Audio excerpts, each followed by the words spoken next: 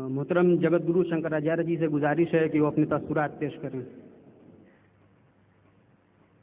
ओम नमः शिवाय। ओम नमः शिवाय। ओम नमः शिवाय। इस महान कार्यक्रम के आयोजक गण, आगंतुक अतिथिगण एवं धर्म प्रेमी सज्जनों,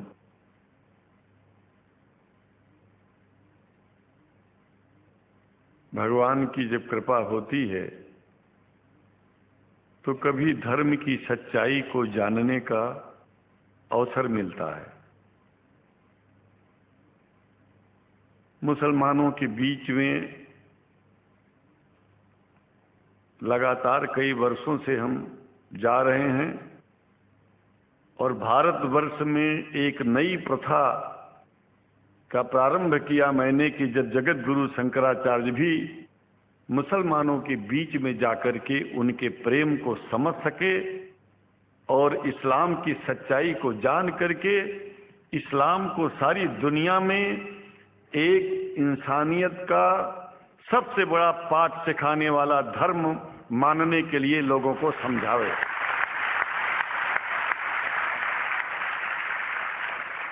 जब लोग इस्लाम को बेदर्द, मुसलमान को बेदर्द, तलवार के जोर पर चलने वाला धर्म बताते हैं तो अगर शायद धरती में कोई दुखी होता होगा तो सबसे ज्यादा दुख मुझको होता है।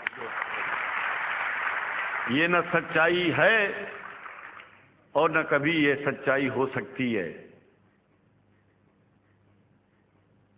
जिस इस्लाम ने पहला कलमा ही कुरान शरीफ का ये बताता है कि नहीं है इबादत के काबिल सिवाय परमात्मा के और कोई, ला इलाहा इल्लल्लाह मोहम्मद रसूल अल्लाह। भला आप बताइए, वेदों का रस निचोड़ करके मोहम्मद साहब ने परमात्मा की इबादत करके परमात्मा के पैगाम को एक ही कलमे में दे दिया। इससे बड़ा ग्रंथ दुनिया में और क्या हो सकता है। अगर कुरान के पहले कलमे को ही पढ़ करके हिंदू अपने धर्म का पालन करना चाहे तो उससे बड़ा धर्मात्मा शायद कोई नहीं होगा। कुरान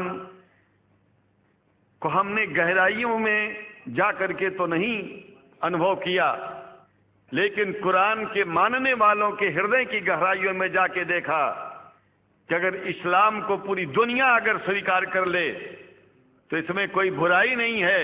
इस्लाम परमात्मा के द्वारा बताया गया सिद्धांत है। इस्लाम किसी व्यक्ति का अपना नियम नहीं है, अपना सिद्धांत नहीं है। कुछ लोग भेदभाव पैदा करने के लिए इस धरती पर मुसलमानों को बेदर्द कह देते हैं, इस्लाम को बुरा कह देते हैं। मैं कहता हूं उनसे बुरा इस दुनिया में कोई नहीं है। वो शैतान के बच्चे हैं, खुदा के बच्चे नहीं हैं। क्योंकि जहां तक मेरी अपनी पहुंच है, हमने वेदों को पढ़ा, पुराण को पढ़ा, शास्त्रों को, हिंदू धर्म ग्रंथों को पढ़ा। उसके बाद में मुसलमानों के बीच में जाना शुरू किया। हमने मुसलमानों से हाथ मिलाया तो हमारा विरोध किया गया। ये अंडा खाने वालों से हाथ मिलाते हैं, शंकराचार्य कैसे हैं? अरे हमने कहा कि तुम्हारी समझ में नहीं आ रहा है। वो 5 बार इबादत कर लेते हैं खुदा की, तुम घास खाते हो और एक बार भी इबादत नहीं करते हो, तो तुमसे बड़ा अधर्मी दुनिया में कौन है? तुम अपने अधर्म को देखो। किसी के पवित्रता के सिद्धांतों का विरोध करना पहला अधर्म है।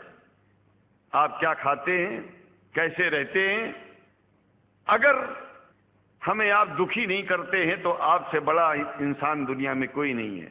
हम घास खाएं और आपके दिल को चोट पहुंचाएं तो हमसे बड़ा अधर्मी कोई नहीं है दुनिया में। कहने का तात्पर्य सिर्फ एक है कि मैंने ये अनुभव किया है कि ये मैं एक बात जो मैंने देखा है, आप लोगों से जो प्रेम मुझे मिलता है, लोग पूछते हैं कि आप मुसलमानों में क्यों जाते हो, आप तो शंकराचार्य हो। हमने कहा कि भाई मुसलमानों से पूछो कि हमसे इतना प्रेम क्यों करते हैं, वो हमसे जो प्रेम करेगा हम तो जाएंगे। कहा फिर क्या हम प्रेम नहीं करते क्या? हमने कहा कि हम तो तुम्हारे बीच में पैदा हुए और तुम मुसलमानों से प्रेम नहीं करते, इसलिए हम तुमसे प्रेम नहीं करते। मैं आप लोगों के बीच में आकर के एक बात बताता हूं। कुछ समय से हिंदू धर्म के नाम पर कुछ संस्थाएं हिंदू मुसलमानों में भेद पैदा करने के लिए कुछ ऐसा कार्य किया जिसकी वजह से आम हिंदू, सीधा साधा हिंदू बेचारा जान ही नहीं पाता है इस्लाम क्या है और सनातन धर्म क्या है। सनातन धर्म और इस्लाम में कोई भेद नहीं है और हिंदू धर्म तो कोई धर्म ही नहीं है। सनातन धर्म धर्म है और शायद जो संस्कृत का सनातन शब्द है, अगर किसी भाषा में उसको इस्लाम कहा जाए तो कोई बुरी बात नहीं है। इस्लाम और सनातन में कोई भेद नहीं है, क्योंकि परमात्मा एक है, परमात्मा सबका है। ये संदेश ऋषियों मुनियों ने दिया और यही संदेश परमात्मा का भेजा हुआ संदेश स्वयं हमारे मोहम्मद साहब ने इस पैगाम को हमको दिया। तो हम भेदभाव क्यों करें? यहां पर भारत का मुसलमान, एक बात बिल्कुल मैं स्पष्ट बता रहा हूं आपसे, अगर भारत का मुसलमान सो गया तो भारत सो जाएगा। इसलिए भारत को जगाना है तो मुसलमानों को जागते रहना पड़ेगा। भारत जाग जाएगा, पूरी दुनिया जाग जाएगी। ये भी मैं जानता हूं कि भारत के सच्चे हिंदुओं को, जो सच्चे सनातन धर्मी हैं, उनको मुसलमानों से प्रेम चाहिए, उनको मुसलमानों से भेद नहीं चाहिए।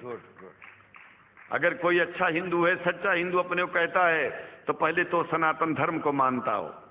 अगर हिंदू की परिभाषा सनातन धर्म से हट करके कोई परिभाषा है तो ऐसे हिंदू धर्म को मैं तिलांजलि देता हूं। हिंदू धर्म कुछ नहीं है। फिर हिंदू धर्म वही है जो वेद को माने, पुराण को माने और सनातन को माने। सनातन धर्म धर्म है और उस धर्म को न मान के अपनी एक नई व्यवस्था चलाना शुरू कर दे, इसका मतलब ये है, और नाम भगवान का ले। एक बात और बता देता हूं, भगवान कोई आदमी की तरह नहीं है कि रोज रोज नियम बदलेगा। रोज रोज नियम बदलना आदमियों का काम है। हमारे पूर्व प्रधानमंत्री साहब, मुझे दुख होता है कभी कभी जबकि लोग ये न समझ बैठे कि मैं उनका विरोधी हूं। विरोधी नहीं हूं, लेकिन उनको खुद सनातन धर्म की परिभाषा नहीं आती है। विदेश में जाकर के हिंदू धर्म की गलत परिभाषा कर दी है। और हमको सबको ये दुख हुआ कि किस स्कूल में जाके पढ़े हैं। ये धर्म के बारे में बिना पढ़े हुए धर्म के बारे में बोलना गलत है। पहले धर्म को जान लेना चाहिए, फिर धर्म के बारे में बोलोगे तो प्रेम फैलेगा, शांति फैलेगी, इंसानियत सारे चारों तरफ, चारों दिशाओं में इंसानियत का प्रकाश होगा। और मैं तो कहता हूं कि अगर शंकराचार्य लोग सब मिलकर के इस विचार में स्थित हो जाएं कि सनातन धर्म वो धर्म है जो इस्लाम से अलग नहीं, इस्लाम वो धर्म है जो सनातन से अलग नहीं, और जो भेद पैदा होता है या राजनीति में होता है, साम दाम दंड भेद, ये राजनीति में है, धर्म में नहीं है। धर्म में है एको ब्रह्म द्वितीयो नास्ति, एकमेव द्वितीयम ब्रह्म ला इलाहा इल्लल्लाह। ये धर्म कहता है, ये धर्म की बात है। इसलिए हम भगवान की आराधना करते हैं, उपासना करते हैं। परमात्मा एक है और परमात्मा बार बार नियम नहीं बदलता कि धरती पर इंसान बदलते जा रहे हैं तो परमात्मा अपना नियम बदलता चला जा रहा है। ये एक बात याद रखिएगा, जब से शुरुआत हुई होगी और जब तक ये दुनिया रहेगी, ईश्वर का सिद्धांत एक था, एक है, एक ही रहेगा। मानने वाले आपस में भेद पैदा करें तो इसमें उसका कोई दोष नहीं है। दोष तो उन लोगों का है जो लोग भेद पैदा करके प्रतिष्ठा पा चाहते हैं। खास करके इतना जान लीजिए, धर्म भेद को मिटाता है और राजनीति भेद को बढ़ाती है। राजनीति का स्तर केवल राष्ट्र की व्यवस्था तक है और धर्म पूरे विश्व के लिए है। राजनीति से केवल आप देश का हित कर सकते हैं, लेकिन अगर विश्व का हित करना चाहते हैं तो धर्म की आवश्यकता है। और वो धर्म कुरान में स्पष्ट रूप से अच्छी तरह से समझाया गया है, बताया गया है। हमें हिंदी की कुरान भी प्राप्त है, उपलब्ध है, आज अंग्रेजी की भी मिल गई है। और हम तो चाहते हैं हाँ, कुरान शरीफ सारी दुनिया में अगर इस ग्रंथ को पहुंचाया जाए, और पहुंचाना चाहिए। मैं तो मुसलमानों से एक जरूर बात कहूंगा कि आप लोग एक चीज का ध्यान दें, आपके पड़ोस में जिस भी भाषा को जानने वाला व्यक्ति रहता हो, जिस भी भाषा को, कोशिश कीजिए कि आप इस कुरान जैसे पवित्र ग्रंथ को उसको उसकी भाषा में पहुंचाइए। और मेरी समझ में सारी दुनिया में एक कुरान पहुंचेगा तो सारी दुनिया में शांति होगी, सारी दुनिया में अमन होगा, और सारी दुनिया में ऐसे ही इतने प्रेमियों के बीच में शंकराचार्य को पहुंचने में और बोलने में कोई दिक्कत नहीं होगी, संकोच नहीं होगा। आप लोग भी निडर हो जाइए, आप लोग भी संकोच छोड़िए। हम जानते हैं कभी कभी संकोच में, कभी कभी इस देश के कुछ जो फिरका परस्त लोग हैं उनकी उल्टी सीधी योजनाओं में हम लोग एक दूसरे से मिल नहीं पाते।